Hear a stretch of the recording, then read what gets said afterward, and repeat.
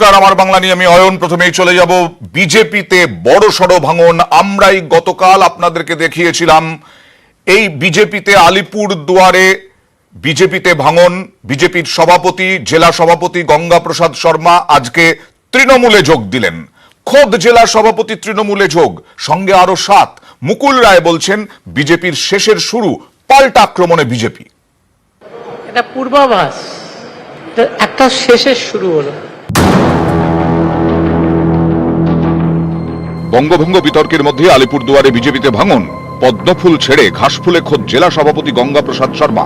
দলবদল আরো 7 বিজেপি নেতার।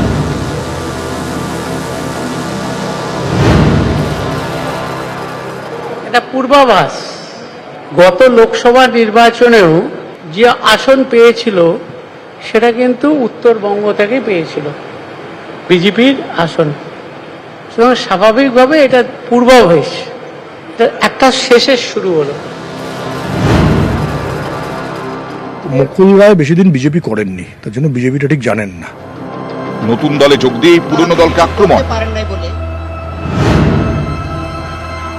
যখন ভারতীয় জনতা পার্টি জেলা নেতৃত্বকে তোয়াক্কা না করে জেলা থেকে সরাসরি মানুষকে কলকাতা নিয়ে এসে জয়েনিং করেছে, দিল্লি নিয়ে গিয়ে জয়েনিং করেছে, জেলা নেতৃত্বকে ইনফরমেশন দেওয়ার যোগ্যও মনে করেনি। আমি তার প্রতিবাদ করেছিলাম। যদি আমি সেই সময় দলটা ছাড়তাম তাহলে কিন্তু আমাকে গদ্দার বলা হতো। আমি রেজাল্ট করেছি, 5-এ 5 পার্টিকে দিয়েছি। আমার মনটা ভেঙেছিল, তাই আজকে আমি এই জায়গায় আছি। হয়তো আর কয়েকদিনের পরেই আলিপুরদুয়ার জেলা সভাপতির পরিবর্তন হতো, সেটা আজ পেয়ে হয়তো আগেই ওনারা দল পরিবর্তন করলেন। আমাদের অ্যান্টিসিপেশন ছিল ভোটের মধ্যেই এই ঘটনাটা ঘটবে। ভোটের মধ্যে ঘটলো না, ভোটের 2 মাস পরে ঘটলো। গঙ্গা প্রসাদের তৃণমূলে যাওয়া নিয়ে আগেই জল্পনা তৈরি হয়। সেই জল্পনার মধ্যেই রবিবার গঙ্গা প্রসাদ শর্মাকে খোঁচা দেন শুভেন্দু অধিকারী। আলিপুরদুয়ারের উনি টিকিট চেয়েছিলেন, দল দেয়নি। তখন থেকেই ঘোষা ছিল, অপেক্ষা করছিলেন কোন দলের সরকার হয়। সোমবার তৃণমূলে যোগ দিয়েই শুভেন্দুকে পাল্টা গঙ্গা প্রসাদের। এখন বিজেপিতে উনি কেন এসেছিল আগেও সেটা স্পষ্ট করুক। আর উনি পদের কথা বলেন, উনি তো মনস্তিজ্ঞার পদ নিজে নিয়ে বসে আছেন। ওনাকে বিরোধী দল নেতা ছেড়ে দিয়ে মনসকে দেওয়া উচিত। দেখুন, আমরা দল করি আর আমরা দলের উপরে বিশ্বাস করি। দল যাকে মনে করবে তাকে সে যে কোনো পদ দিতে পারে, তার জন্য আমরা কর্মী হিসাবে আমরা সেই জিনিসকে মাথা পেতে স্বীকার করিনি এবং দলের স্বার্থে কাজ করি। গঙ্গা প্রসাদ শর্মার পাশে দাঁড়িয়ে এদিন শুভেন্দুকে নিশানা করেন মুকুল রায়। দলত্যাগ বিরোধী আইনে মুকুলের বিধায়ক পদ খারিজে তৎপর শুভেন্দু। এদিন পাল্টা দেন মুকুল। শুভেন্দুর বাবা তো সববার আগে শুভেন্দুর বাবাকেই এই প্রশ্নটা করা উচিত ছিল। 2019 সাল থেকে উত্তরবঙ্গে পদ্মের দাপট। রাজ্যে তাদের 18 সাংসদের অধিকাংশই উত্তরবঙ্গ থেকে। 21 বিধানসভা ভোটে উত্তরবঙ্গের 54 আসনের মধ্যে বিজেপি পেয়েছে 30টি, তৃণমূল 23। যে আলিপুরদুয়ারের সভাপতি এদিন বিজেপি ছাড়লেন, সেই জেলাতেও পদ্ম 5-এ 5। সূত্রের দাবি শুধু আলিপুরদুয়ার নয়, আগামী দিনে কোচবিহার এবং জলপাইগুড়িতেও বিজেপিতে ভাঙন ধরাতে পারে তৃণমূল। ঘাসফুলে যোগ দিতে পারেন পদ্মের একাধিক বিধায়ক। পাল্টা তৎপরতা পদ্ম শিবিরেও। কলকাতায় যখন যোগদান, তখন আলিপুরদুয়ারে জেলা নেতৃত্বের সঙ্গে বৈঠক করলেন বিজেপি সাংসদ জন বার্লা। সংগঠনের দিক থেকে তিনি বিজেপিকেও সামলেছেন, ভালো ফল এনে দিয়েছেন। আর বর্তমান অবস্থাতে দাঁড়িয়ে তৃণমূল কংগ্রেসকেও আলিপুরদুয়ার জেলাতে সংগঠন শক্তিশালী করানোর কাজেই যে তিনি ব্রতী হবেন, এমনটাই জানাচ্ছেন গঙ্গা প্রসাদ শর্মা। ক্যামেরা জ্যোতির্ময় বসুর সাথে আবির ঘোষাল, নিউজ 18 বাংলা, কলকাতা। চলছে কোট আনকোট বঙ্গভঙ্গ রাজনীতি তরজাও। জন বার্লার পর এবার সৌমিত্র খাঁ। উত্তরবঙ্গের পর এবার রাঢ়বঙ্গের সঙ্গে বঞ্চনার অভিযোগ বিজেপি সাংসদের। এক সুর বিধায়ক আনন্দ বর্মনের। বিজেপির বিরুদ্ধে পাল্টা দ্বিচারিতার অভিযোগ তুলে সুর চড়ালো তৃণমূল কংগ্রেসও। ना सीएम सुनती है, ना डीएम सुनती है, ना यहाँ पर आपका प्रशासन सुनता है, ना एसपी डीएम। अलग अलग राज्य अगर यूटी हो जाता है, कम से कम केंद्र तो हमारा सुरक्षा बनेगा। আজকে উত্তরবঙ্গকে এই 70 বছর ধরে শুধু বঞ্চনায় পেতে হচ্ছে। দলগতভাবে এগুলো কোনো সাপোর্ট হয় না, পার্টি কেন ভাগ করতে যাবে, কিন্তু এলাকার মানুষ চাইছে এখন যে মুখ্যমন্ত্রীকে বহিরাগত করা হোক। উত্তরবঙ্গের উন্নয়ন কোনোদিনই হয়নি। এই উন্নয়নটা সম্ভব হয় তখনই যখন কেন্দ্র সরকার এখানটায় সরাসরি হস্তক্ষেপ করতে পারবে। আমাদের রাঢ়বঙ্গের মানুষ কোনো ডেভেলপমেন্ট পাচ্ছেন না। এই মুখ্যমন্ত্রী যখন সবাইকে বহিরাগত বলেন, আমরাও রাঢ়বঙ্গে আওয়াজ তুলব, মুখ্যমন্ত্রী বহিরাগত। বাংলা এখন বাংলা নিয়েই রাজনীতি, আঞ্চলিক বঞ্চনার অভিযোগ, কেন্দ্রশাসিত অঞ্চলের দাবি। জন বার্লার মন্তব্যের জেরে তোলপাড় রাজনীতি। জন বার্লার সুরে রবিবারই সুর মিলিয়েছেন দার্জিলিং এর বিজেপি সাংসদ রাজু বিস্তা। বিজেপির পশ্চিমবঙ্গ দিবসের অনুষ্ঠান থেকেই আঞ্চলিক বঞ্চনার অভিযোগ তুলেছেন বিরোধী দলনেতা শুভেন্দু অধিকারী।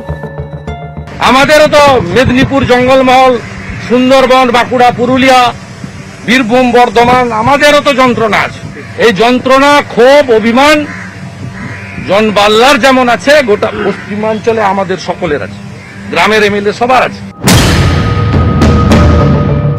যারা পশ্চিমবঙ্গ দিবস পালন করে তারা একই সঙ্গে পশ্চিমবঙ্গকে ভাগ করতে চায়।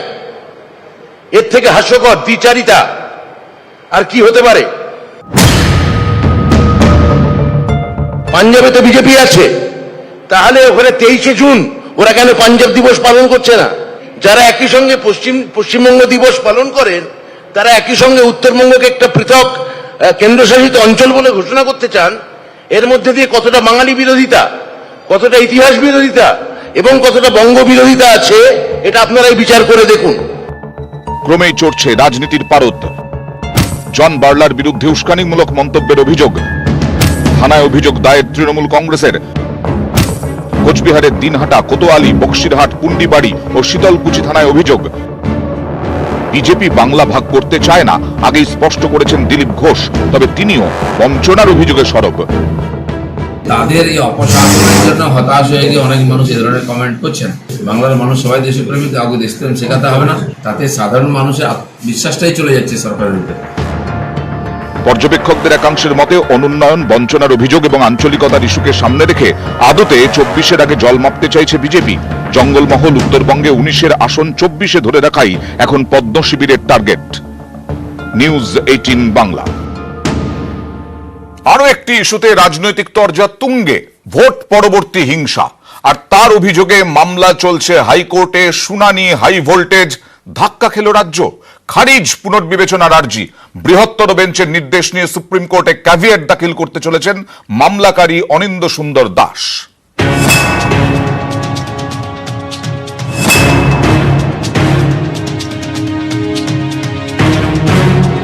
ভোটের পর হিংসার অভিযোগ, এই নিয়ে মামলায় গত শুক্রবার কড়া অবস্থান নেয় হাইকোর্ট। রাজ্যের ভূমিকা প্রশ্নের মুখে পড়ে। অন্তর্বর্তী নির্দেশে সমস্ত অভিযোগ খতিয়ে দেখতে বলা হয় জাতীয় মানবাধিকার কমিশনকে। এই নির্দেশ পুনর্বিবেচনার আর্জি জানিয়ে হাইকোর্টের দ্বারস্থ হয় রাজ্য সরকার। তাদের দাবি, ভোট পরবর্তী হিংসা নিয়ে সব অভিযোগ খতিয়ে দেখেই পদক্ষেপ করছে সরকার। মানবাধিকার কমিশন, শিশু ও মহিলা কমিশন থেকে শুরু করে তপশিলি জাতি কমিশনের অভিযোগও খতিয়ে দেখা হচ্ছে। কি কি পদক্ষেপ করা হয়েছে তা জানিয়ে 2-3 দিনের মধ্যে হলফনামা দেওয়া হবে।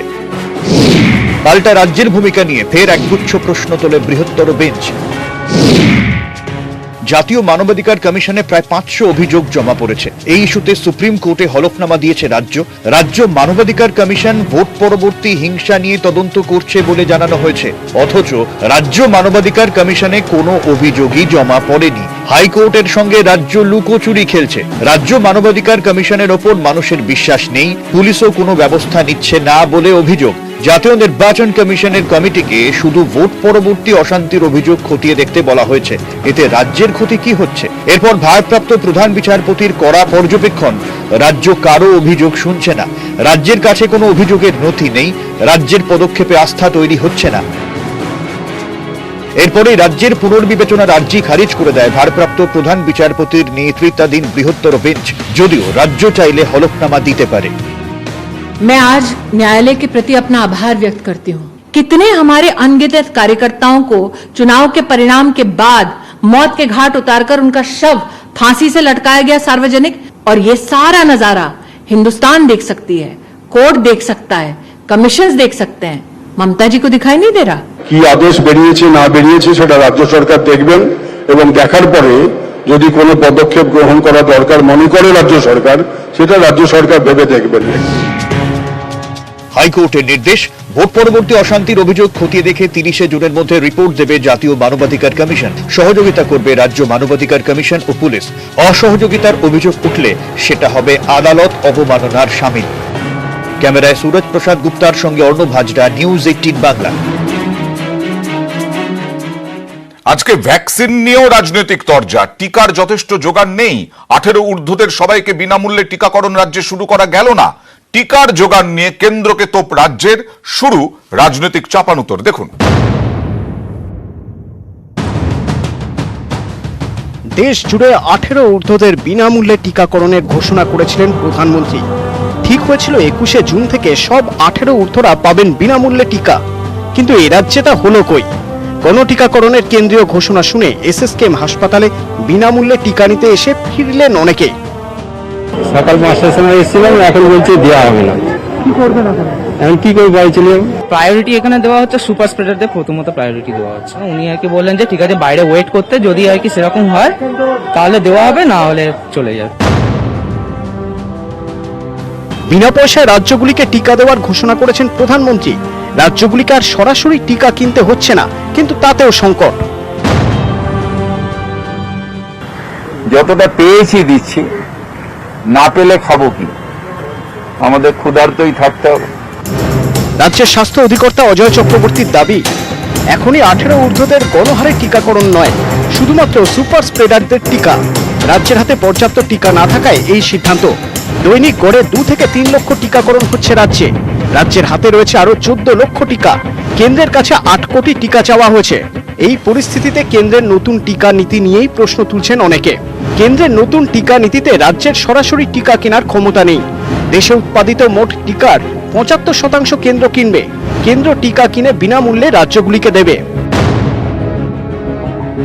হঠাৎ করে 7ই জুন নরেন্দ্র মোদী দেশের জন্য বলে দিলেন যে আর ভ্যাকসিন রাজ্যকে কিনতে হবে না, আমি সমস্ত মানুষকে বিনা পয়সায় ভ্যাকসিন দেবো 21 তারিখ থেকে।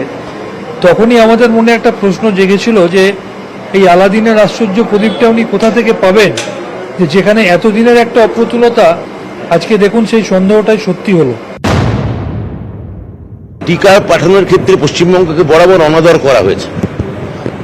মুখ্যমন্ত্রী মমতা বন্দ্যোপাধ্যায় বারবার যে বৈষম্যমূলক আচরণের কথা বলেন, তার একটা জলজান্ত নমুনা হচ্ছে টিকা পাঠানোর ক্ষেত্রে কেন্দ্রীয় সরকারের একটা বিমুখতা। পশ্চিমবঙ্গের মানুষের ক্ষেত্রে তাদের একটা রাগ কাজ করছে যে পশ্চিমবঙ্গের মানুষ কেন তাদের এইভাবে ভোটে পর্যুদস্ত করেছে। বিজেপি অ্যাকচুয়ালি বাঙালি এবং পশ্চিমবঙ্গের মানুষের বিরোধিতা করছে। পশ্চিমবঙ্গের ভ্যাকসিনের দুর্নীতিটা প্রচন্ড ব্যাপক হচ্ছে।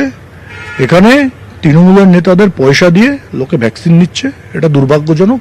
এর তদন্ত হওয়া দরকার। কেন্দ্রের দাবি 18 ঊর্ধ্বদের গণটিকাকরণের প্রথম দিনেই ভেঙে গেছে সব রেকর্ড। সোমবার প্রায় 50 লক্ষেরও বেশি মানুষ টিকা পেয়েছেন। বিজেপি শাসিত রাজ্য উত্তরপ্রদেশ, মধ্যপ্রদেশ, কর্ণাটক, গুজরাট, হরিয়ানা তালিকায় শীর্ষে দাবি কেন্দ্রের। নিউজ 18 বাংলা। গতকালই আমরা দেখিয়েছিলাম আপনাদেরকে, কেন্দ্র সাফ জানিয়ে দিয়েছে সুপ্রিম কোর্টে করোনায় মৃতদের ক্ষতিপূরণ দেওয়ার টাকা নেই। বিরোধীরা বলছে কিন্তু সেন্ট্রাল ভিস্তা করার টাকা আছে। মোদী সরকারকে নিশানা করে এভাবেই সুর চড়ালো তৃণমূল। পাল্টা বিজেপির যুক্তি, সেন্ট্রাল ভিস্তার প্রয়োজনীয়তার কথা তো আদালতই জানিয়ে দিয়েছে। দেখুন।